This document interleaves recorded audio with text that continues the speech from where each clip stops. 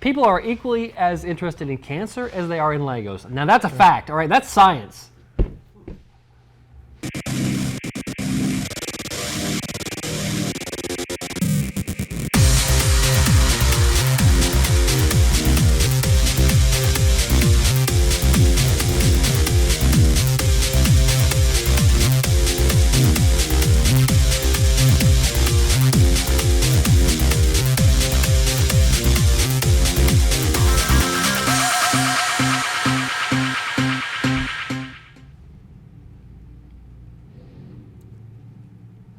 This is the part where you start talking.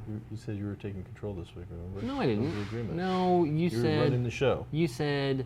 Hey, everybody, welcome to GeekStorm. Episode something or other in the middle of January. I'm Sean Hilton, owner of Comics Cubed, and I am joined today by my very bestest pal, Michael Allen Harrison, and we're only joining you today in the middle of the heart of Geek Street at Kokomo Toys because neither of us are billionaires. I had money guns lined up, and best case scenario, nobody was actually going to be a billionaire. All right, that's fine. Even at 1/6, but then you divide it by 3, and you're probably talking maybe 200 million apiece, something like that. If that's life changing. Yeah. Oh, no question. I take it. That's huge money. I'm not pushing it off the table. I'm just saying. I want to say it was cash optioned out at $975 before taxes. Right. So if one person had won, they were probably going to get close to $500 million if they'd taken cash option up front. Which I don't know what bank you put that in, but at that point I think you call Mike Zuckerberg or George Lucas. And you go, hey, where do you keep your money? Yeah. Do you have a Scrooge McDuck vault, or is there an actual bank for rich people that I need to know about? I would actually, at some point, I would want to roll around in some amount of money. I would want to gold coins or bills or something, and make it rain. To make it easier on us, we could just go and rent one of those cheesy mid-90s money machines that they would do and load it up with like really big bills and then just let it fly. Right. So yeah. Oh, because I'm over there? Okay. Technical difficulty here. Hey, it's all good. So yeah, neither of us won a lot of money. We didn't win. There were several Indiana winners of lower prizes. Yeah, there was a $1 million Indiana winner, a couple 100,000 Indiana winners. Gotcha. I got one number, which is actually better than what I usually get. I didn't know the Powerball was in so many states. I thought it was like a 7 or 8 state deal, but it's like all but 3 or 4. Yeah. That's a lot. And those guys were all like in their cars and calling people to send them, out-of-state tickets. And hey, we need some money. Yeah. So that was cool. It was fun. You know what? Sure. A lot of people were doing the whole, you've got a better chance of being eaten by a Martian than winning, this money. But as I pointed out last night on my Facebook page, listen, C3PO, never tell me the odds and let me have a little fun. For my $2 stupid person tax, I got more than my value out of those $2. I actually did a little research. I know you're fond of research. I am.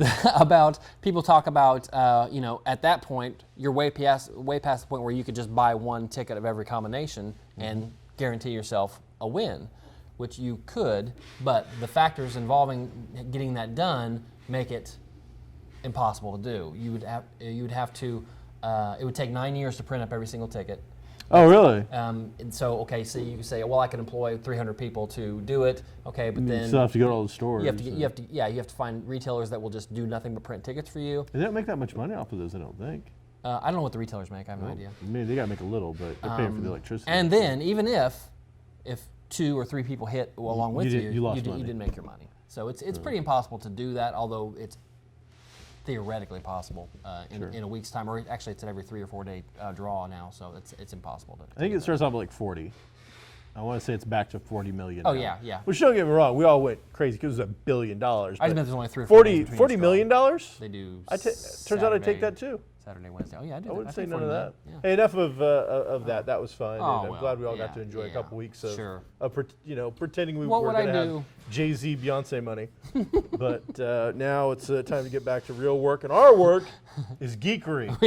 We are hardcore geeks. Mike, what geek things did you do this week? What did you do to get your geek card cred punched this week? I watched a lot of movies that are coming up in the Let's Oscars. talk about 'em. We had the Oscar nominations this morning. Was it? Okay, I missed it. So this just in, breaking news here on GeekStorm, which you won't see for a while, so it won't matter. But let's talk about it. Who's nominated? Who's the big? What do we got? The Revenant came out with the most awards. and I don't know the number, but it got the most. Yes, exactly. Sorry, most nominations. And I kind of agree with a lot of the picks it had. The biggest thing to me, and I know this is something that's going to stick in my craw only because not. Where is your craw? It's in this area right here. All right. Not only because I'm a geek, but because I'm against things that are so pro-establishment, anti-creativity, in that Star Wars got nominated again for nothing, okay? Absolutely nothing. It's got 96% on Rotten Tomatoes, and it's made $1 billion and blah, blah, blah, and it still gets the technical awards, and that's it. Nothing in any of the big 5 or 6 categories. It's ridiculous. It's ridiculous. People love this movie. If people love this movie... And it will win a ton of stuff at the People's Choice Awards. They already had those. But, did they already win? No, because they decided in order to keep... so then next year they will win a bunch of People's Choice Awards. Maybe, yeah. So, they didn't send out screeners so to keep, because it was pre-release. You know what? This is the same thing that happened with Avatar versus The Hurt Locker. Avatar won a lot. Avatar was up for award, Avatar was up for Best Picture and lost to The Hurt Locker, which was James Cameron's ex-wife or girlfriend or something that made that movie. In the end, Avatar won the only award that's ever going to matter to the studios, and that is money. But you would like to have some... J.J. Abrams can go out and buy all the Oscars that he wants. Recognition. You like to have recognition. You know what? You were recognized by 98% of the people saying your movie was great. I know. More money in North America than anybody has ever put together on a film before.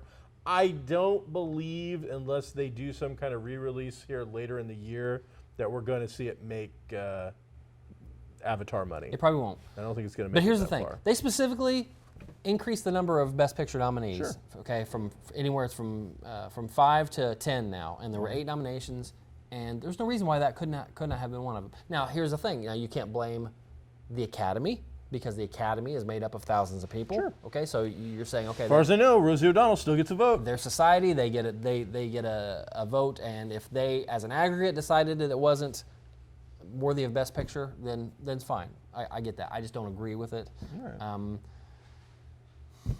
There is no category for most fun action adventure movie. That doesn't exist. There ought to be. And it would win that category. But there wasn't a performance in there, I believe, that was so standout that a single person deserved to be nominated for an Academy Award as an actor in that movie.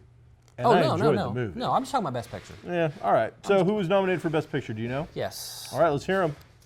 We know The Revenant, which I just saw, so we can't talk about that. The Big Short. This is about the financial crisis that happened. A lot of big stars, Brad Pitt. Now, is that out yet? I don't know the answer to that. Yes, it is. I saw it in the theater. Okay, cool. Bridge of Spies, Tom Hanks. We saw that. Tom Hanks, we knew. I was making fun of that back in the day. Brooklyn, I did not see. Mad Max, I did not like. That is up for Best Picture? Yeah. Yes. Holy cow. Yeah, how can that... Congratulations to him. How can that... Is that George Miller? I think it's George Miller. It doesn't matter. Congratulations. It's Best Picture, not I am so excited. Not Best Director. It's Best Picture. That he got that. He didn't get anything. It's Best Picture, not Best Director. You know what? He's the one that backed it all. He'll get that award. He didn't get. Okay, he did get nominated for Best Director also. The Martian. Okay, I called that one. The Revenant. Okay, I called that one. I think that's your winner. Room, which I never saw. I don't know that movie. And Spotlight, which I did see. How was Spotlight? Spotlight was it depressing, very depressing. You would expect it to be? Yes. Very real world. So who's your pick out of that? Let's do it. Well, I'm going to go... You're going to go with Revenant? I'm going to go Revenant as Best Picture. I said it when I saw it. And I will also go with Revenant and Bridge of Spies as the follow-up. How do you nominate Mad Max and not nominate Star Wars? I don't know. Okay, let's just leave it at that, because that's how ridiculous you know what? Mad Max had a lot more artistic type stuff going on in it.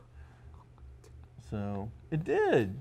It was a car chase. It was a 2-hour car chase. It was a beautiful 2-hour car chase. In the desert. I loved it. Best directors were Big Short, Mad Max, Revenant, Room, and Spotlight. People love a sweep, so I'm going to go with Revenant again. Yeah. Even though on both of these I'm going with who I think is going to win, but fingers crossed, Mad Max. All the way, Mad Max.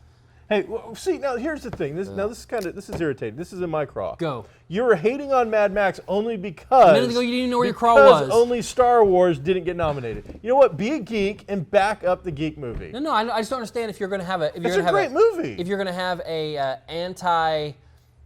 cool, fun, geeky stance. You have to have it. You have to have it both ways. And instead, they said, well, this geeky movie was great. This geeky movie was not. It costs us nothing to add this geeky movie onto here because we get 2 more picks. But we're not going to do it because Mad Max. Mad Max. Whatever. Great movie. Whatever. Loved it. I need to get it on Blu-ray. It was awful. You're ignorant. Mad Max.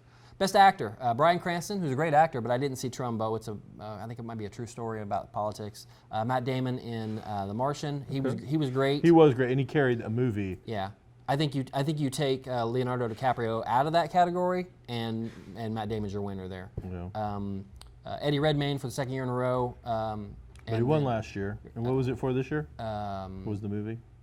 It was a woman's name. It was he plays a transvestite. I can't remember the name of it. Well, and cool. then Michael Fassbender for Steve Jobs. I think what's the 4th or 5th Steve Jobs movie that we've had. Yeah, I'm a big fan of Fassbender. So Leonardo's not in the list? Yeah, he is. Yeah. Oh, well, all right. So this is a tough one because the Academy hates Leo. I know, for whatever reason. So if they don't give him this award this year, he should quit. It's personal. He should quit. They should just come out and say, we don't like you. Yeah.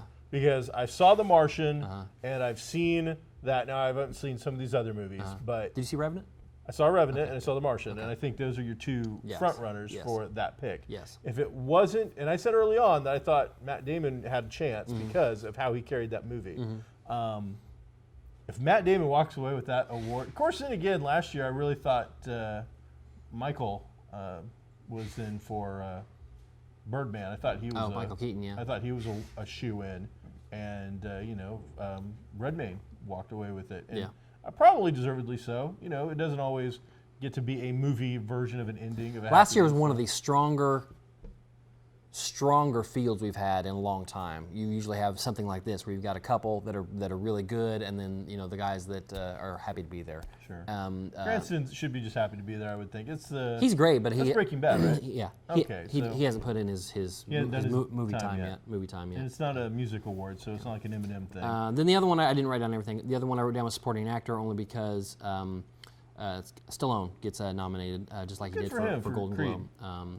Who else was in it, or did you just write his name down? No, Mark Ruffalo for Spotlight, Tom Hardy for The Revenant, which I think that's probably not a great pick. Christian Bale for The Big Short.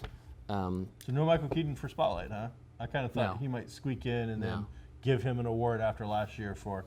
Okay, now I'm curious. Now, Revenant talk. Sure. Sorry, guys, turning into the Geek Revenant, it appears. Tom Hardy, you don't think that's a good pick? I think he was okay. I'm not sure he emoted enough in order for me to go, that guy's really acting great. I will say this. I looked at that character and I did not see Tom Hardy. Okay, oh, no. I'll say that he was hard to pick out of that. I thought that was a situation where he did an amazing job, and he probably deserves.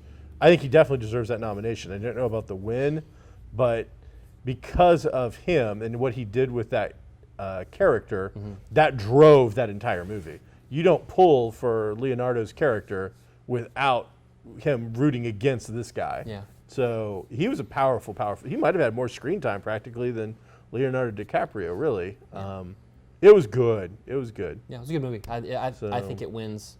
I think it probably wins director, picture, and actor is what. So you're gonna go. You're gonna go Leo. Yeah. I am too. But again, if he doesn't win, you just hate him. And then I don't know who's going to win supporting actor, but I'm on the Stallone bandwagon. Yeah, I mean on that. I can see a lot of people. I really want him to win. Yeah. So, but that also is a little Michael Keaton like from last year where I wanted a big win there as well. Right. Yeah. At that point, it becomes like more of a lifetime thing than a. So did you see the headline about Hateful Eight? I can't remember which conservative group said it, but it was like Hateful Eight snuff film. I'm like, why, what? Because people die? You don't know people die in a Tarantino movie? It was. I was like, really? That's what you're going to go with? No. I was like, all right. No. The only thing I've seen so far this morning was once again, the Oscars are dominated by white people. No. But, again, like I just said about Star Wars, it's the Academy is a community. It's thousands and thousands of people, and that's what all of them thought. Sure. It's not like one guy that goes, no, this is the way I want it to be. So, I agree.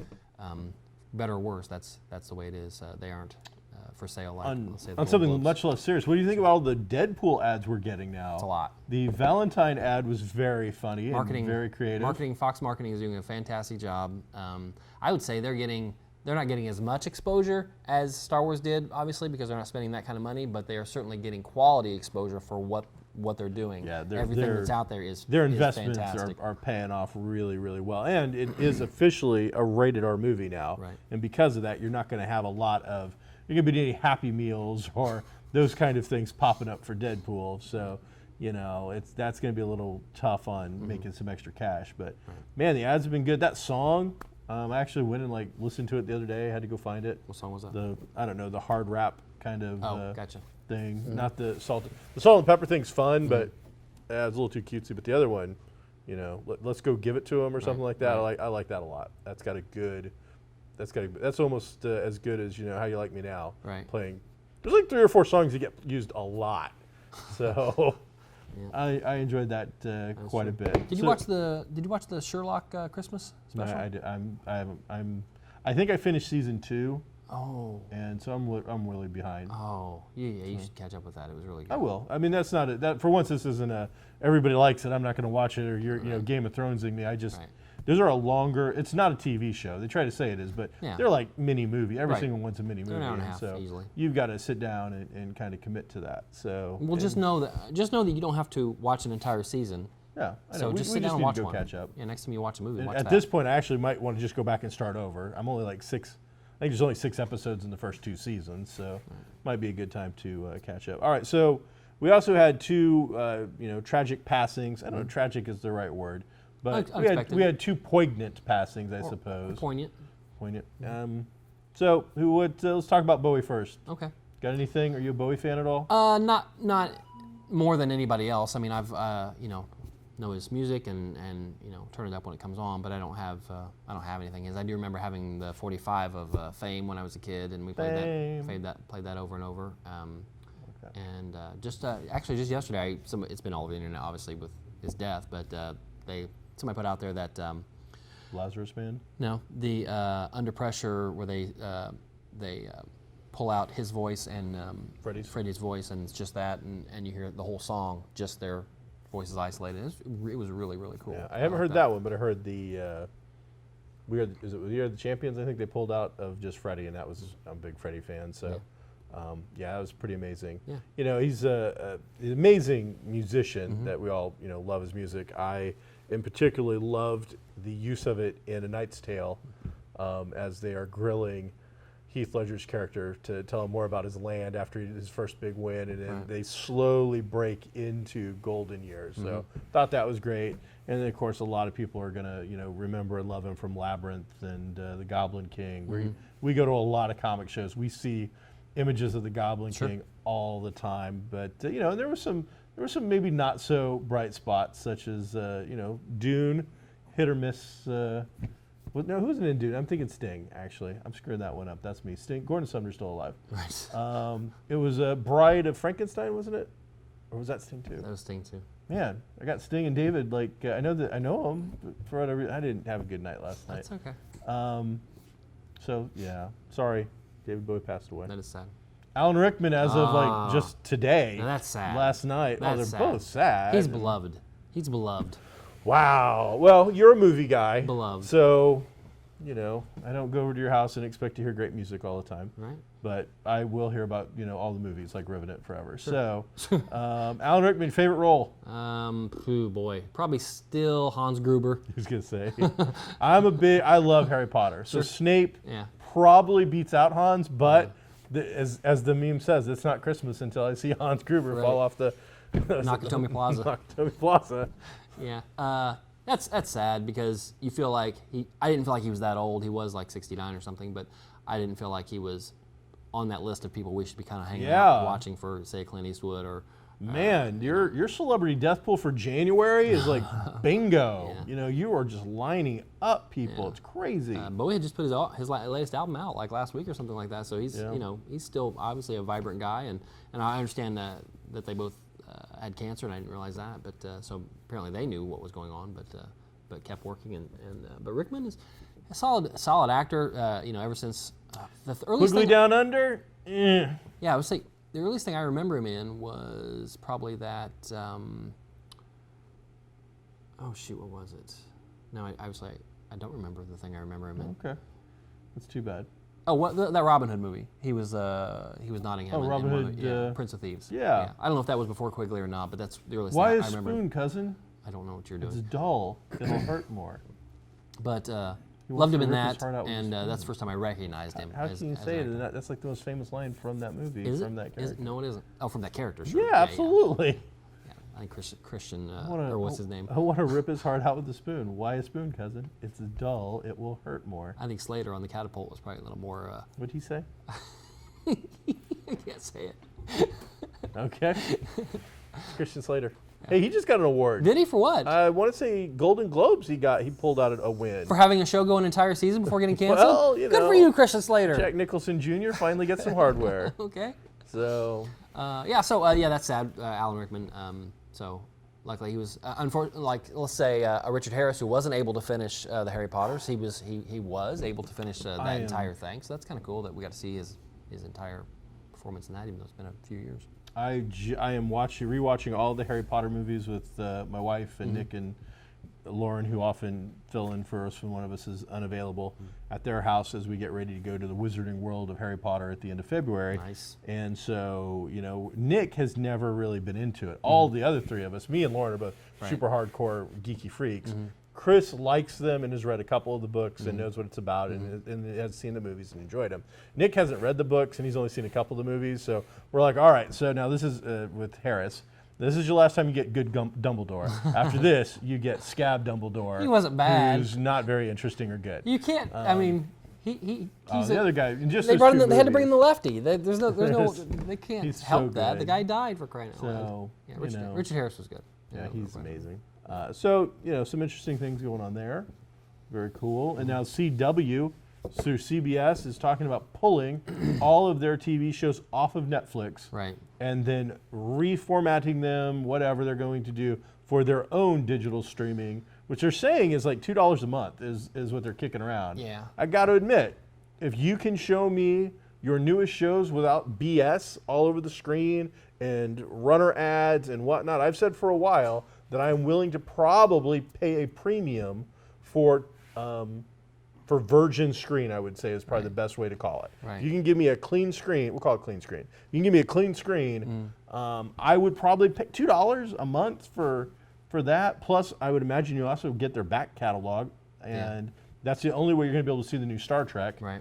Except for the first episode, because the first bit is Push Your Man. Right. That's free. Right. So, I hope it's a success. I want networks to go this direction. I am tired of cable. I'm tired of the packages. I'm tired of having to have the Learning Channel and all the other nonsense that I will never ever in a million years watch. I don't need 3 QVC channels. Like we have flyover states. These are flyover channels. I'll never. They're used to do nothing but pad these packages so they can give you 125 channels for only blah blah blah. And it's like I want me to piracy. 4 of them.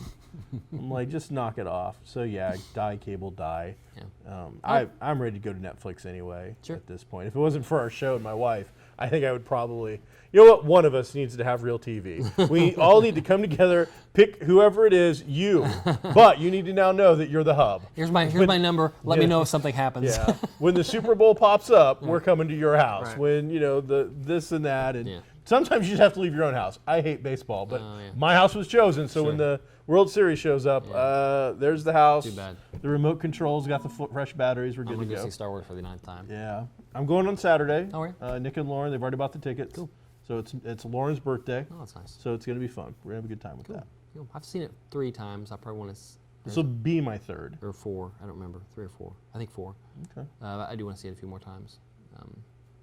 But apparently the Academy does not agree with me. You know what? I've got a new thought about some Star Wars. Okay, go ahead. BB-8. Okay.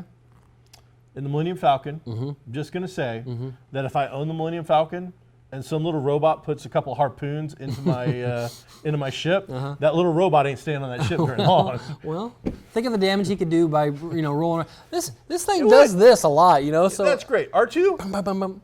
Maglock. Okay. Boom. You're going to tell me that little robot doesn't have a magnet in his little bottom somewhere? I know. Boom. Done. That's why R2 he's is beloved. a superior droid. He's beloved. A superior droid in that R2 unit. Alan Rickman. Do not compare Alan Rickman to BB-8. They're both beloved. I will throttle you. Always. Yep. Mm-hmm. You know what his Patronus is? Whose? Alan Snape's? Rickman's? Well, Alan Rickman has Snape's. His was a fawn, right? So yeah, the doe I thought, but doe, fawn, okay, doe I think does the same thing. Okay. Good job. Look at you. I read the books. We don't high five. I read the books too. I read the books and saw the movies. And Did you read the books or did you listen to the books? I did the same thing. They're not the same I thing. did the same thing. You got the same information. You didn't get it the same way. I did. Hey, Walking Dead number 150. What about it? Just hit the shelf. Are there zombies? This is the. No, actually, there's not a. Not a single zombie in not Walking Dead 150. There's not a single zombie in this book, actually. Ridiculous. It's In ridiculous. this entire issue. Wow. No zombies. All right. This big thing is, of course, it is very difficult for any comic book these days to get to 150. Sure. It is. There are maybe, I'm going to say less than what you can count on one hand, including a thumb, black and white comics of adult content that have ever got past that or even got close to that number. Right. Cerebus and maybe Turtles, even though I don't know that Turtles legitimately got there. Usagi Yojimbo? He's at 150. Okay. And he's actually higher because he's had different runs. Sure. But so very few though, very, very few. So it's kind of a monumental thing in the world of comics. Sure. I have sold a lot of extra copies. People are buying quite a few. But I have to say, and I'm a huge Walking Dead comic fan. Like the show, love the comic. The 150, because of these 50s and 25s, anything that ends at a 25, always kind of a big deal. To me, very anticlimactic. There are no zombies. There's no major death. There is the big thing leading up to it was betrayal. Somebody betrays Rick. Well, somebody did betray Rick, but it's two guys that you don't know. Oh, it really that's not really betrayal. Just two throwaway characters I that betray people all the time. were upset with them and got nothing done. And it is probably half an issue of the Rick Grimes speech of him doing his whole. He does like his speeches. You know, Carl. The only really interesting thing that happened, it's just me, is I believe that Carl just lost his virginity. Oh. So, they don't, not too much. It's not too graphic, but nice. Good for Carl. He stayed in the house for once and it did him well. He's handy capable. So, and Uncanny X-Men #1 just came out from Marvel Comics, one of their big mainstream hitters. The Uncanny X-Men is one of their longest running titles. Is this all new, all different, all nutty? This is just Uncanny X-Men, okay. but it's an all-new team being led by Magneto, who's really coming across as a bad guy. Sabretooth, who is the softer, gentler Sabretooth now, he's saying. A mind-dead kind of archangel, kind of the whole void and being controlled by Psylocke, basically. Psylocke's back, and she's mostly interested in trying to help Warren / Archangel / Angel. And then Monet is the least known character, but you're a big fan because of the tattoo and all. So you can probably be really happy to pick this book up and check out Monet in all her glory. And then the very last page we see, it looks like Mystique is probably joining up. And anytime you get Mystique and Sabretooth together, that's usually a lot of fun. So oh boy. That's usually a pretty good comic. Oh boy. You know what is really exciting? Tell me.